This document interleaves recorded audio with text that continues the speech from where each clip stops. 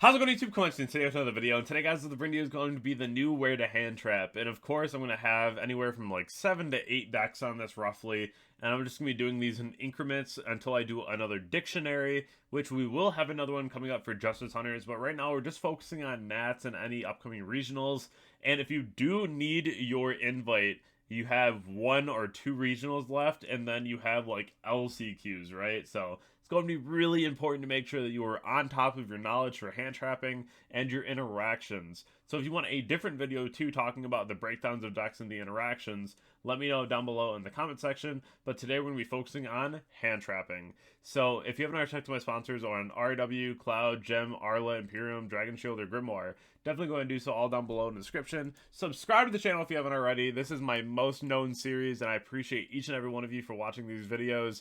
And, you know, the amount of people that come up to me and tell me how much my videos help them out in tournament, that really does mean a lot to me, and it helps me really just keep on going and keep on making content. So subscribe to the channel for more informational videos, and let's hop right on into the first slide. The first one is going to be a head-up tip. So this was really good at the regional yesterday because I was like, listen, cross out the one of, right? But a lot of people are expecting Imperium.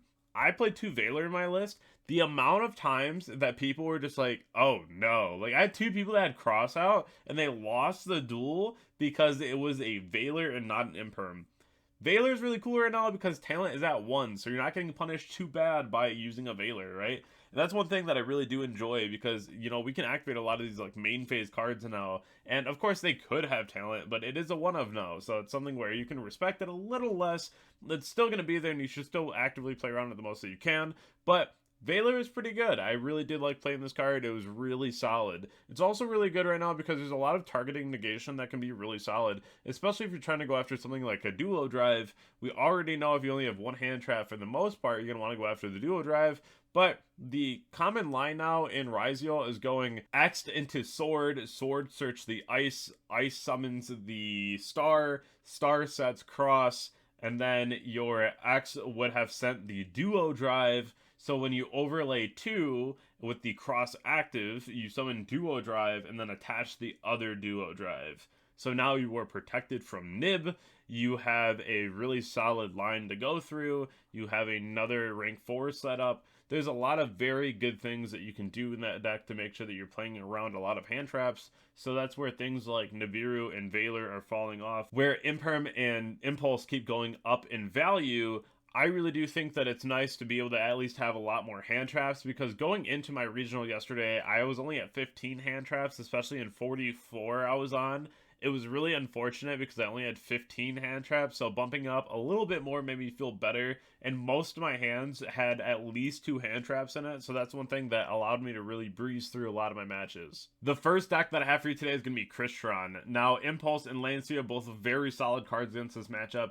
Oddly enough, Droll is pretty okay too. It's not going to be like your best option, but it's not a bad one either. So that's something that you can definitely tech in, and you're going to have a pretty good time, because if your opponent has to go for like the Smiger and then add inclusion and you Droll, then they can't add off the inclusion, and they better have a way to get to Solvador.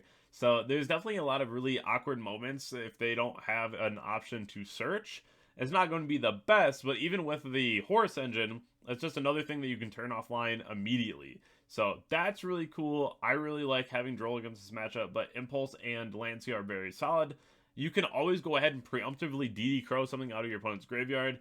I would prefer hitting like Smiger so they don't have the option to go ahead and use it. If there's something else in the graveyard that you want to go after instead, definitely feel free to do that as well, because Bestials aren't really it right now. No one's really playing Bestials. They're pretty bad at the moment. So being able to go after anything in the graveyard is really solid, and you'll see why I like DD Crow so much here in a little bit, especially when we reach the Memento matchup. But I really think that DD Crow is heavily slept on. It's a very good hand trap right now. Bell on Zombie Vampire. This is something that excavates to the graveyard and then tries to summon from the graveyard, so you can Bell this, which is really good. This is a very, very good effect for Kishron, so make sure that if your opponent starts horse cards, you just don't let Zombie Vampire resolve. It is very bad for you if they do, but it's even more unfortunate if your opponent goes Summon Vamp and then, like, normals Tristaros, right? So there's a lot of very awkward moments that you can run into. But I really do like Bell onto the Vampire because Bell in this matchup is pretty lackluster regardless. Outside of just that one scenario, Ash on Inclusion is really good, but you can also hold Ash until you're ready to interrupt with a different hand trap. Because let's say you have like Nib Ash, you already know that Tristaros is going to be on board, so at some point when you want to go ahead and drop Rock, you just go ahead and Ash the effect of Tristaros when they try to chain it to someone from the extra deck, which is really beneficial for you because you make sure that you wipe everything off the board instead of letting your opponent get like crazy follow-up, right? So really important. If my opponent starts Imseti, it depends what the monster is behind it for me to Ash. They do get the King Sark and they do get a draw, so ashing Imseti is almost always correct. I will almost always do this. It feels worse if they go pitch Imseti, pitch Smiger, because the only thing that the Vamp is doing for them at that point is going to be trying to get to other pieces that they really need in rotation, whereas you could just ash the Smiger and be like, cool, now they don't get that piece in rotation. So this is one of those things that you kind of have to determine based off of like what's going on in the duel so far, because I always like ashing an inclusion so you don't give your opponent Sulfador, but if my opponent leads him Seti, I'm probably just ashing that. If I open like Rock Ash, I'm probably just waiting and then rocking when I want to, and then just ashing Tristaros when they try to respond with it. You can always Ogre an active cluster, but it's not the best because Ogre isn't the best right now. No one's really playing it, but this will be the best interaction for this. And then always Valor or Imperium the Sulfador. Card gives you way too much advantage. I'm just not letting this card ever resolve. If this is the first thing you see, I might just ash that instead. But I'm always going for these first ash targets. The asterisk over Tristaros, of course, is if you have something else, but it's usually just like Imseti or Inclusion if they lead it. Now, as we all know, some matchups are way better for board breakers than they are hand traps. Cash Regenesis is going to be a matchup that you really want to make sure that you have some kind of breaker. The breakers that you really want to use here are going to be Droplet, Dark Ruler, or Eclipse. I think Eclipse is going to be really popular going forward, to be honest. I think the card is very solid, especially once we're done with Nats and we go into Justice Hunter format. I think Eclipse is going to be like top dog. They're a really good card. So that's something to really consider. But if you do have a hand trap, only a couple are really going to be that good right now. You can always like Ogre Birth if you want to. That's like okay. Again, no one's really playing Ogre. It's like okay. You have Ash on Regenesis and then Archfiend. I'd rather just go ahead and hit Regenesis because I don't want to give my opponent the body that keeps recurring. This is one of those things where it's like, yeah, you could always just wait and stop the actual monster, but I just don't want them to have the monster, right? And then Valor Imperium on Unicorn in this matchup, you just want to make sure that you're stopping the rotation of cards and the additional bodies coming back, because Birth in this is really relevant since the second you get another 25 back on board, you're just kind of playing the game again. Whereas I'd rather just have a hard breaker to just go ahead and stop whatever they're doing immediately, because this deck gets really annoying in the grind game. So next up here is going to be the Tempai Ruler deck. Something that you really should know is that DD Crow, even like Abyssal here, is really strong because Chasma, the rank 7, your opponent is just free dumping a Christia, and then on your turn using Chasma to dump Redox and then reborning Christia. So this is really popular. A lot of times we're seeing people side in Vanity's Fiend and Christia, but Christia is the most common, so make sure that you have an answer for a Christia. This is going to be something that your opponent is doing, and they're going to wait for your main phase so that they don't have to play into something like Imperm, right? That's where things like Droplet are very good, you know? I really like Droplet right now. I think the card's always really heavily underrated. Bell is really strong into the Bident when your opponent's trying to Tempai combo. If your opponent doesn't have Transcendence in the battle phase and they're like actively trying to kill you with Tempai cards, and then you Bell the Bident, it can get really funky for your opponent to try to like play through that, because they really need the reborn of things like Chandra, right? So that's something where this can be a really big choke point. Then, of course, you can always Bell the effect of Redox on your own turn to not play into Thrust or Talent, and then also shut off the effect of the Redox to go ahead and reborn the Christia.